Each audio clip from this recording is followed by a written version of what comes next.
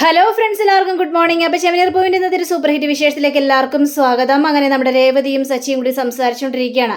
അപ്പോൾ പറയുകയാണ്, നമുക്ക് ഏതായാലും നാളെ തന്നെ പോയി CCTV ക്യാമറ ദൃശ്യങ്ങളൊക്കെ എടുക്കണം, എന്നിട്ട് ആ കള്ളനെ ഉറപ്പായിട്ട് പിടികൂടണം എന്നൊക്കെ പറയുകയാണ്.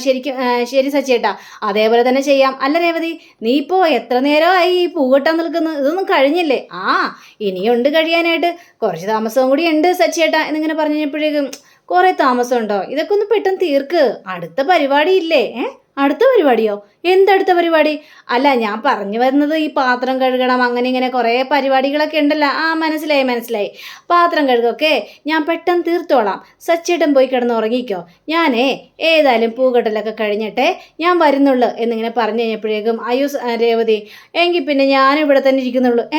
അപ്പം എല്ലാ ജോലിയും കഴിയുന്നവരും എൻ്റെ കൂടെ തന്നെ ഇരിക്കാനാണോ വിചാരിച്ചിരിക്കുന്നത്? അതെ. അത് ശരി, അപ്പം എന്നെയും കൊണ്ടേ പോകുള്ളല്ലേ?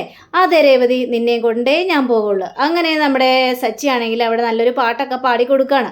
പാട്ടൊക്കെ പാടിക്കൊടുത്ത് രേവതിയുടെ തലയിലേക്ക് മുല്ലപ്പൂ വെക്കാനായിട്ട് പോയി കഴിഞ്ഞപ്പോഴേക്കും, സച്ചിയേട്ടാ അത് ഇതേ കച്ചവടത്തിനുള്ള മുല്ലപ്പൂവാണ്, അതങ്ങ് തലയിൽ വെക്കല്ലേ എന്ന് പറഞ്ഞപ്പോഴേക്കും, ഞാൻ അതിൻ്റെ പൈസ തന്നോളാം. നീ ഏതായാലും എൻ്റെ ഭാര്യയ്ക്ക് ഞാൻ ഇഷ്ടപ്പെട്ടൊരു പൂ വെക്കുകയാണ്, അതുകൊണ്ട് ആ പൂവേ രേവതി തലയിരിക്കട്ടെ. ഈ പൂക്കളുടെ മണമുള്ള ഈ പെണ്ണിൻ്റെ കൂടെ ജീവിക്കാൻ എന്ത് സുഖമാണെന്നറിയാവോ എന്ന രീതിയിൽ തന്നെ ഇങ്ങനെ സംസാരിച്ച് കഴിഞ്ഞപ്പോഴേക്കും, മതി റൊമാൻറ്റിക്കൊക്കെ അവിടെ നിൽക്കട്ടെ കേട്ടോ എന്നും പറഞ്ഞ് വീണ്ടും പാട്ടൊക്കെ പാടാൻ തുടങ്ങാം. അങ്ങനെ പാടിക്കൊണ്ടിരിക്കുന്ന സമയത്താണ് പെട്ടെന്ന് ഒരു കോള് വരുന്നത്. ആരാണ് ഈ സമയത്ത് വിളിച്ചത്? മനുഷ്യൻ്റെ റൊമാൻറ്റിക് മൂടും കളഞ്ഞല്ലോ എന്ന് പറഞ്ഞുകൊണ്ട് ആ കോൾ എടുക്കുക. കോൾ എടുത്ത് കഴിഞ്ഞപ്പോഴേക്കും, ഹലോ ആരാ? ആണോ സാർ? ഓക്കെ സാർ, വന്നേക്കാം സാർ എന്ന് പറഞ്ഞുകൊണ്ട് ഫോൺ വയ്ക്കുകയാണ്. അതെ രേവതി, ഒരു മലേഷ്യയിൽ നിന്ന് 2 പേര് വന്ന് ഇറങ്ങിയിട്ടുണ്ട്. അപ്പോൾ അവരെയും കൊണ്ട് 3 ദിവസത്തെ ട്രിപ്പാണ്. അവരെയും കൊണ്ട് നമ്മുടെ കേരളം മുഴുവൻ ഇങ്ങനെ ചുറ്റി കാണിക്കണമെന്നാണ് അവരുടെ ആഗ്രഹം.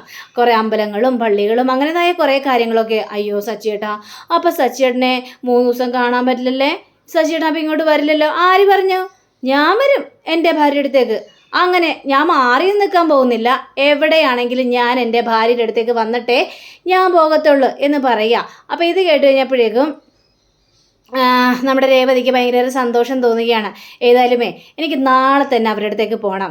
നല്ലൊരു ട്രിപ്പാ, നല്ല പൈസയും കിട്ടും എന്നൊക്കെ എന്നെ സംസാരിക്കുമ്പോൾ ഒരു മൂടുമില്ല. എന്താ രേവതി, അല്ല പൈസ കിട്ടുമെന്ന് പറയുമ്പോൾ രേവതിക്ക് ഭയങ്കര ഒരു സന്തോഷമാണല്ലോ. ഇപ്പം എന്താ ഒരു സന്തോഷം ഇല്ലാത്തത് എന്ന് ചോദിക്കുമ്പോൾ, എങ്ങനെ സന്തോഷിക്കാനാ? സച്ചിയേട്ടനെ കാണാൻ പറ്റില്ലെന്ന് ആലോചിക്കുമ്പോൾ എനിക്ക് വലിയ സന്തോഷമൊന്നുമില്ല. കാണാലോ, നമുക്ക് ഒരുമിച്ച് കാണാലോ രേവതി എന്നിങ്ങനെ പറയാം. അങ്ങനെ പിറ്റേ ദിവസം രാവിലെ ആവുകയാണ്. പിറ്റേ ദിവസം രാവിലെ ആയി കഴിഞ്ഞപ്പോൾ തന്നെ നമ്മുടെ ഈ ശ്രുതിയാണെങ്കിൽ ഈ ആൻ്റണിയെ കാത്തുകൊണ്ട് നിൽക്കുക. അപ്പോൾ ഈ മീരയോട് കാര്യങ്ങളെല്ലാം സംസാരിക്കുകയാണ്. അപ്പോൾ മീര ചോദിക്കുകയാണ്, നിനക്ക് അവരെ കണ്ടെത്താനായിട്ട് സാധിക്കുമോ? ആൻ്റണി ഇനി നമ്മളോട് പൈസ ചോദിക്കുമോ? ആൻ്റണി തട്ടിപ്പ് കാണിക്കുന്ന ചോദിച്ചപ്പോഴേക്കും ഇവനല്ലാതെ വേറൊരു വഴിയില്ല അവനെ കണ്ടെത്താനായിട്ട്. ഇവന് കുറച്ച് പൈസ കൊടുത്താലും കുഴപ്പമില്ല, 30 ലക്ഷം രൂപ കയ്യിൽ കിട്ടുമല്ലോ, അത്രയും മതിയല്ലോ നമുക്ക് എന്നൊക്കെ പറഞ്ഞപ്പോഴേക്കുമാണ് ആൻ്റണി അങ്ങോട്ട് വരുന്നത്. എന്താ ശ്രുതി, എന്താ കാണണമെന്ന് പറഞ്ഞത്? എന്തെങ്കിലും അത്യാവശ്യ കാര്യമുണ്ടോ? അത്യാവശ്യ കാര്യമുണ്ട്, അതുകൊണ്ടാണല്ലോ നിന്നെ ഞാൻ വിളിച്ചത്. അതെ, എനിക്കൊരു സഹായം ചെയ്യണമെന്ന് പറയണം. സഹായോ? അതെ സഹായം. അതായത് ഞങ്ങളെ ഒരു വീട് മേടിക്കാനായിട്ട് തീരുമാനിച്ചിരുന്നു. ആ സമയത്ത് ഞങ്ങളൊരു 30 ലക്ഷം രൂപ അഡ്വാൻസ് കൊടുത്തായിരുന്നു. പക്ഷേ 30 ലക്ഷം രൂപ കൊടുത്തു കഴിഞ്ഞപ്പോഴേക്കുമാണ് അയാൾ ഫ്രോഡാണെന്ന് മനസ്സിലായത്. അതിനു മുമ്പ് തന്നെ അയാൾ ആ 30 ലക്ഷം രൂപയും കൊണ്ട് കടന്നു കളയുകയും ചെയ്തു. ഇനി അയാളെ കണ്ടെത്തണം. അപ്പോൾ അയാളെ കണ്ടെത്തുകയാണെങ്കിൽ അയാളുടെ ഫോട്ടോ വല്ലതും കയ്യിലുണ്ടോ? അയാളുടെ ഫോട്ടോ ഒന്നും കയ്യിലില്ല എൻ്റെ ആൻ്റണി. പക്ഷേ അയാൾക്ക് അഡ്വാൻസ് കൊടുത്തത് ഞങ്ങളൊരു അമ്പലത്തിൽ നിന്നാണ്. ആ അമ്പലത്തിൽ CCTV ക്യാമറ ഉണ്ട്. ആ ക്യാമറ നോക്കിക്കഴിഞ്ഞിട്ടുണ്ടെങ്കിൽ അതിന് ദൃശ്യങ്ങൾ കിട്ടുമല്ലോ, അതിൽ ഉറപ്പായിട്ട് അയാളുണ്ട്. അപ്പോൾ അയാൾ ആരാണ് എന്താണെന്നൊക്കെ മനസ്സിലാക്കാമല്ലോ. അതുകൊണ്ട് എനിക്ക് എത്രയും പെട്ടെന്ന് അയാളെ കണ്ടെത്തി തരണമെന്ന് പറയാം. ശരി, CCTV ക്യാമറ നോക്കിയിട്ടുണ്ടെങ്കിൽ അയാളെ രൂപം കണ്ടെത്താനായിട്ട് സാധിക്കും. അങ്ങനെയാണെങ്കിൽ അയാളെ കണ്ടെത്താനായിട്ട് വളരെ എളുപ്പമുള്ള കാര്യമായിരിക്കും. പക്ഷേ എനിക്ക് എന്ത് കിട്ടും എന്ന് ചോദിച്ചു കഴിഞ്ഞപ്പോഴേക്കും, എന്താണ് ആൻ്റണി പ്രതീക്ഷിക്കുന്നത്? എത്ര രൂപയാണെന്നൊക്കെ ചോദിച്ചപ്പോഴേക്കും, ഞാൻ ഏതായാലും കിട്ടുന്നതിൻ്റെ 6% എല്ലാവരോടും ചോദിക്കാറ്.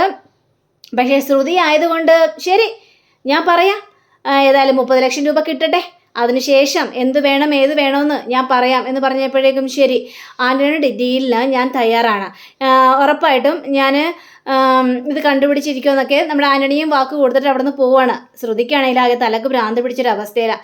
എങ്ങനെയെങ്കിലും കണ്ടെത്തിയാൽ മാത്രമേ അങ്കളുടെ കയ്യിലേക്ക് പൈസ എടുത്ത് കൊടുക്കാനായിട്ട് പറ്റുള്ളൂ എന്ന് നമ്മുടെ ശ്രുതിക്ക് നന്നായിട്ട് അറിയാം. അപ്പോൾ ആ ഒരു തന്ത്രപ്പാടിലാണ് ശ്രുതി നിൽക്കുന്നത്.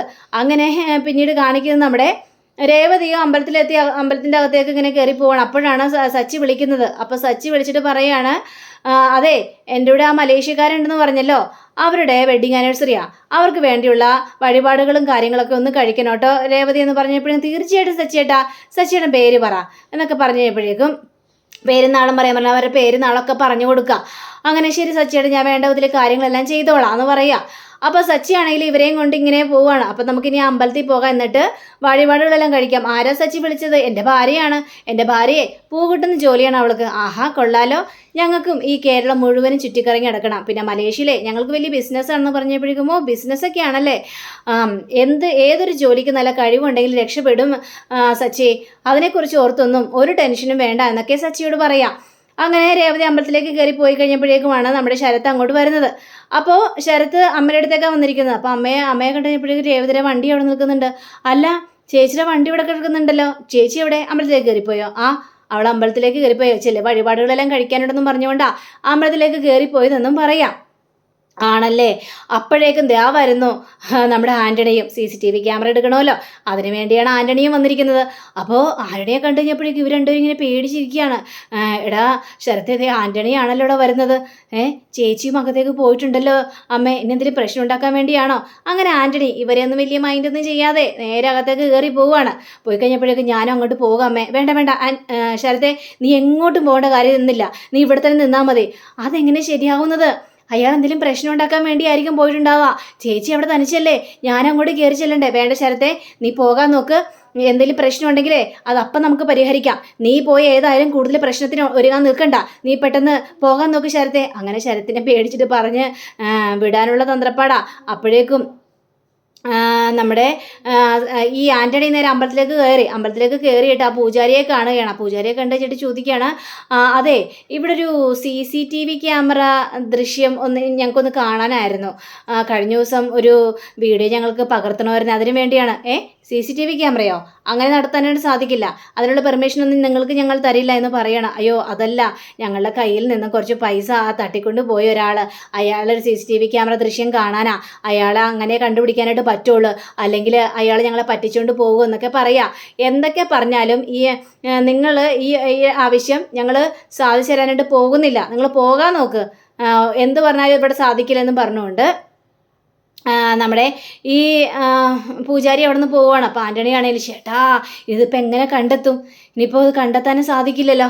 അപ്പോൾ നമ്മുടെ പൂജാരി നേരെ രേവതി അടുത്തേക്ക് ചെല്ലുകയാണ്. രേവതി എൻ്റെ അടുത്ത് ചോദിച്ചില്ലായിരുന്നോ ആ CCTV ക്യാമറ ദൃശ്യം കാണണമെന്ന്? ചോദിച്ചായിരുന്നു, പക്ഷേ തിരുമേനി പറഞ്ഞില്ലേ കാണിച്ചു തരില്ല എന്ന്. അപ്പോൾ പിന്നെ എന്ത് ചെയ്യാനാ? ആ ആവശ്യം പറഞ്ഞുകൊണ്ട് ഒരാൾ എൻ്റെ അടുത്ത് വന്നായിരുന്നു. തിരുമേനിയുടെ അടുത്ത് ഒരാൾ വന്നായിരുന്നു. ആര്? അയാളുടെ പേര് ആൻ്റണി എന്നാ. ഇത് കേട്ട രേവതി ആകെ ഞെട്ടിപ്പോണം. ആൻ്റണിയോ? ആൻ്റണിയാ വന്നത്. അപ്പോഴേക്കും നമ്മുടെ തിരുമേനിക്ക് ഒരു കോള് വരികയാണ്. ശരി രേവതി എന്ന് പറഞ്ഞുകൊണ്ട് ആ കോൾ എടുത്തുകൊണ്ട് പോവാണ്. അപ്പോൾ രേവതിക്ക് വല്ലാത്തൊരു ഡൗട്ട് അടിച്ച് നിൽക്കുകയാണ്, ഇതിന് പിന്നിൽ ശ്രുതി തന്നെയായിരിക്കും, കാരണം ശ്രുതി ആയിരിക്കും ആൻ്റണിയെ പറഞ്ഞു വിട്ടിട്ടുണ്ടാവുക എന്ന് നന്നായിട്ട് തന്നെ അങ്ങോട്ട് ചിന്തിക്കുകയാണ്.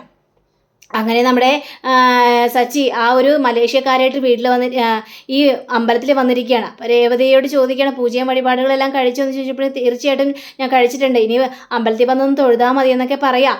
അപ്പോൾ ഇവർ വന്ന് തൊഴുത് കാര്യങ്ങളെല്ലാം ഇങ്ങനെ മടങ്ങാൻ പോകുന്ന സമയത്ത് സച്ചിയേട്ടനെ കൂടി ചില കാര്യം പറയാനുണ്ടെന്ന് പറയുകയാണ്. അപ്പം എന്താ കാര്യം എന്നൊക്കെ ചോദിച്ചപ്പോഴേക്കും, അതായത് നമ്മൾ CCTV ക്യാമറ നോക്കാൻ പോയി കഴിഞ്ഞപ്പോഴേക്കും തിരുമേനി പറഞ്ഞു നോക്കാൻ പറ്റില്ല എന്ന്, പക്ഷേ ആ ഒരു ആവശ്യം പറഞ്ഞ് ആൻ്റണി ഇവിടെ വന്നിട്ടുണ്ടായിരുന്നു പറഞ്ഞു. ആൻ്റണി എന്തിനാ ഈ കാര്യത്തിന് വേണ്ടി? വേറെന്താ, ശ്രുതിക്ക് വേണ്ടിയായിരിക്കും, ശ്രുതിയായിരിക്കും ആൻ്റണിയെ പറഞ്ഞിട്ട് വിട്ടിട്ടുണ്ടാവുക. അവർ പറഞ്ഞല്ല, അവരന്വേഷിച്ചോളാന്ന് പറഞ്ഞുകൊണ്ട്, അപ്പോൾ അവരായിരിക്കും പറഞ്ഞിട്ട് വിട്ടിട്ടുണ്ടാവുക എന്ന് പറയുകയാണ്. അതെയല്ലേ രേവതി, അപ്പം ഇതിലെന്തൊരു കള്ളത്തടിപ്പുണ്ടല്ലോ. ഏതായാലും അതൊക്കെ നമുക്കിപ്പോൾ വിടാം, അത് പിന്നെ അന്വേഷിക്കാം. പക്ഷേ ഇപ്പോൾ വന്നിരിക്കുന്ന എൻ്റെ കൂടെ വന്നിരിക്കുന്ന മലേഷ്യക്കാരാ, അവർ മലേഷ്യയിലെ വലിയ ബിസിനസ്സാണ്, നമുക്ക് നമ്മുടെ വീട്ടിലേക്കൊന്ന് ക്ഷണിച്ചാലോ? സച്ചേട്ടാ അത് നല്ലൊരു കാര്യമാണ്. നമ്മുടെ വീട്ടിലെ ഒരു മലേഷ്യക്കാരി ഉണ്ടല്ലോ ശ്രുതി, ശ്രുതിയുടെ അച്ഛൻ മലേഷ്യയിലാണെന്നല്ലേ പറഞ്ഞത്. അയ്യോ രേവതി, നിനക്ക് ആ ബുദ്ധി പോയല്ലേ? എനിക്ക് ആ ബുദ്ധി പോയില്ലല്ലോ. എങ്കിലും ഉറപ്പായിട്ട് അവരെ കൊണ്ടുപോകണം. ഞാൻ ഒന്ന് വിളിച്ചു നോക്കാം അവരെ എന്ന് പറയാണ്. അങ്ങനെ അവർ അമ്പലത്തിൽ തൊഴുതൊക്കെ വന്നു കഴിഞ്ഞപ്പോഴേക്കും അതെ, നിങ്ങൾ ഞങ്ങളുടെ വീട്ടിലേക്ക് വരണം എന്നിങ്ങനെ ഇവരോട് സംസാരിക്കുകയാണ്. അതിനെന്താ സച്ചി, വീട്ടിലേക്ക് വരാലോ, അതിന് ഞങ്ങൾക്ക് യാതൊരു തടസ്സമില്ല എന്നൊക്കെ സച്ചിയോട് പറയുകയാണ്. അപ്പോൾ ഇത് കേട്ട് കഴിഞ്ഞപ്പോഴേക്കും സച്ചിക്ക് ഭയങ്കര സന്തോഷം തോന്നിയ. അപ്പോൾ അങ്ങനെയും കാണിച്ചുകൊണ്ടാണ് നമ്മുടെ ഇന്നത്തെ റിവ്യൂടെ അവസാനിച്ചിരിക്കുന്നത്. അടുത്ത റിവ്യൂവിനെ കാത്തിരിക്കുക, സബ്സ്ക്രൈബ് ചെയ്യുക. എല്ലാവർക്കും നല്ലൊരു ദിനം ആശംസിച്ചുകൊണ്ട് നമസ്കാരം. Thank you. See you. By.